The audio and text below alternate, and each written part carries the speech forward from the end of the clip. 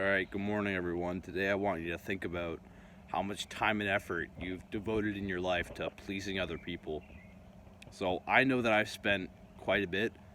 For years in school I was afraid of offending my teachers, getting a bad mark, making my parents mad that I was getting worse marks than I was before in my classes. Um, Anything below a 90 I really thought was just a general screw up in my projects in school. I would look over at my classmates and I would envy them because they seemed so much more free by just not really giving a single shit about what was happening in school. They were so carefree. They fooled around all class. They talked to each other when the teacher told them not to. They got yelled at. They got sent into the hall, but they didn't care.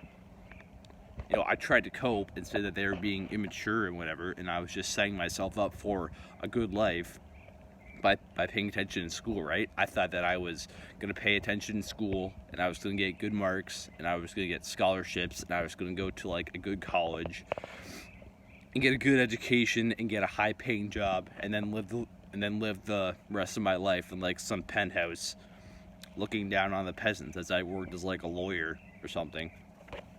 But then my whole paradigm kind of shifted when I started realizing that it was kind of a waste of time just losing sleep and just getting gray hairs over my marks and obsessing over how I was doing in school because I was afraid I was going to displease my parents or my teachers.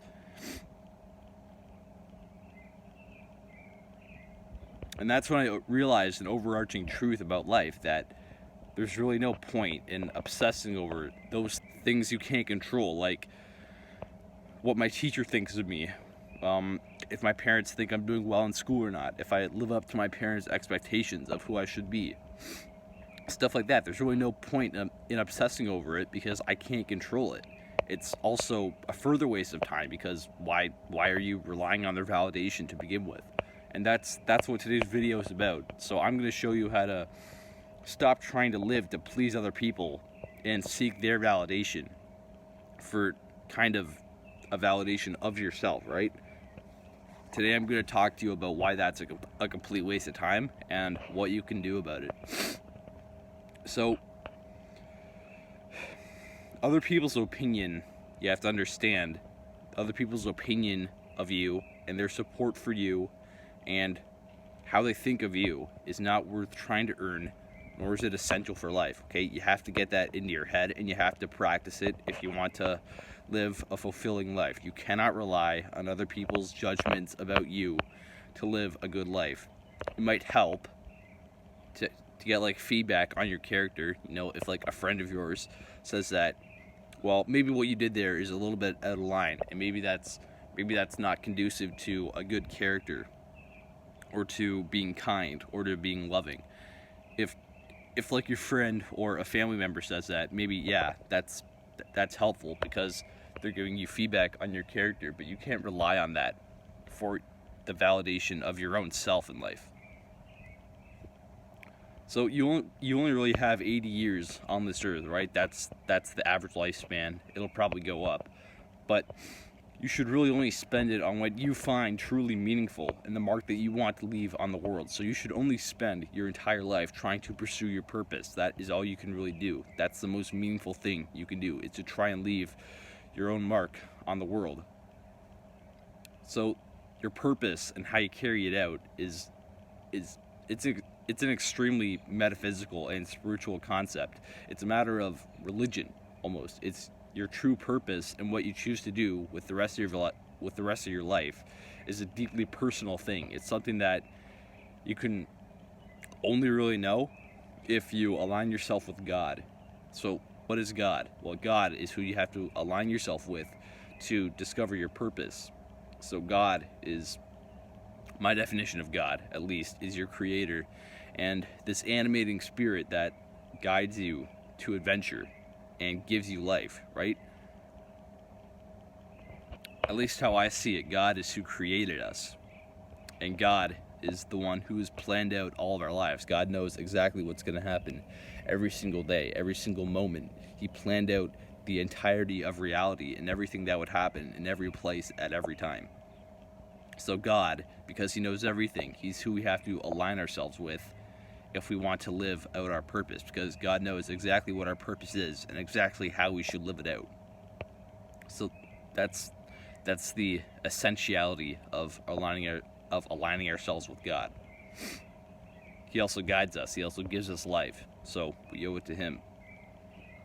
So since God knows our purpose, we have to align ourselves with him to discover our own purpose, right? It's something that God has planned out and what we have to discover.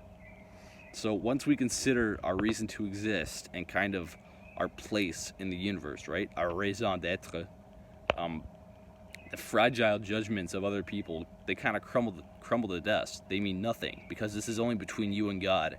Once you start thinking about your God-given purpose, about your reason to be in the universe, yeah, that's way more important than what your dad thinks of your grades, right? Or this ideal life that your parents want you to live because they work super hard for you to get into some kind of fancy pants college or university, even if you don't want to. So if you have any doubts about living out your purpose and your calling at all costs, just look at the lives of some of the greatest men of our time. They left their family, they left their friends, they left women. They left entire communities that welcomed them with open arms behind, in pursuit of something greater, in pursuit of what they wanted, basically, in pursuit of what they felt was their duty and their calling to pursue.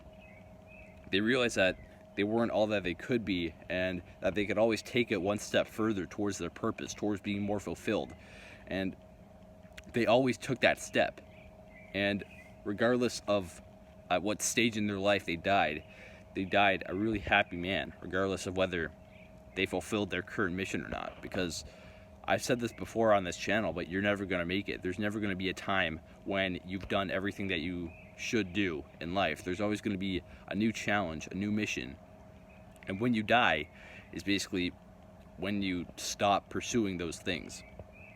So regardless of when you die, you're never going to be completely fulfilled or satisfied with life. And I think that's totally okay. I think maybe you can pass down your vision to the next generation, maybe. And that's the importance of having children, I think. So yeah, summarizing this video, really, you gotta stop worrying about what other people think about you. You gotta stop devoting your time, your effort, your resources to pleasing other people, because they don't mean much in terms of you finding your purpose and you aligning yourself with God.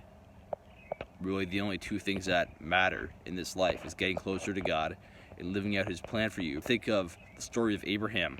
I think Jordan Peterson talks about this a bit, but he was living in his father's tent, right? His family was very wealthy. He didn't really have to do anything with his life. He didn't have to work hard. He didn't have to work in his father's fields or anything. He just really sat around in his father's tent and did nothing until he was like 75 or 80 years old. And then God finally called him out of his father's tent and into the wilderness. God called him to adventures, saying, I'm going to make a great nation out of you. And once Abraham obeyed, he went on this great adventure. He went through Egypt. He found a woman, and he had a kid when he was like 90, which is just so insane when you think about it. But he left behind his family, he left behind his nation, he left behind everything he knew to pursue this voice that was calling him out into the wilderness, into the desert, into chaos, into adventure. He left everything behind so that he could please God and please himself in the process.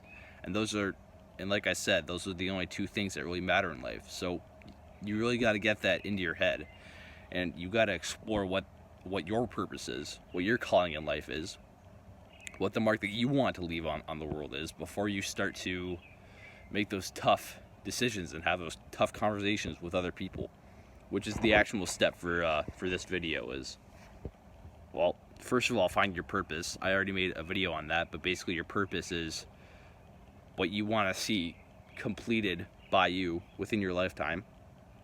So yeah, find that purpose, and then you have to have that tough conversation with your parents, with your friends, with the people that you're close to, with the community that you're associated with now, of what you want to do and why you want to do it, regardless of the prior vision that they had for you.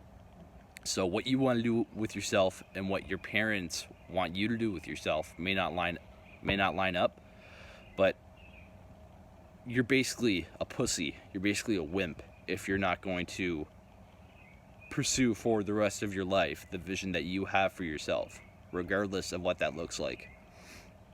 So yeah, again, you live for yourself. You don't live for other people.